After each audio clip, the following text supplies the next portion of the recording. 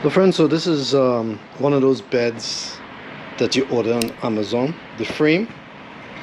Now it normally comes with these slats, the main frame here that you build up.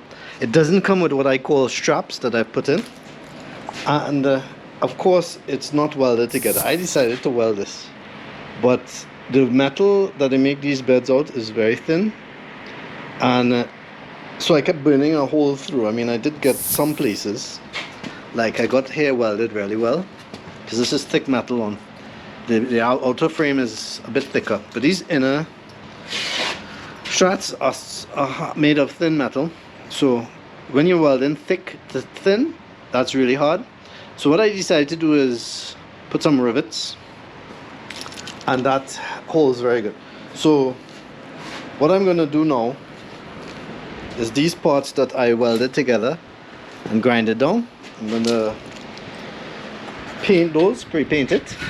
But this bed is like 200 times stronger than it was, than if you just left it. Because normally these beds, these slats come out easy, it bends and stuff. Here, with using these straps on the middle, gives it a lot more strength.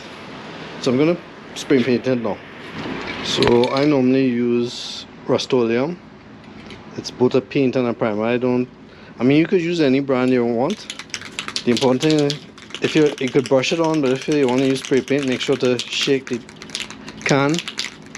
I would say about a minute or two, and then you just simply spray the areas that you welded. Some people don't like to take care of those areas that they welded or grinded down, and what happens is it immediately starts to rust.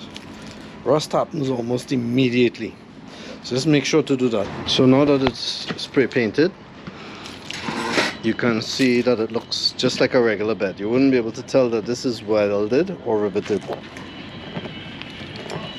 Tell me what you think in the comments area.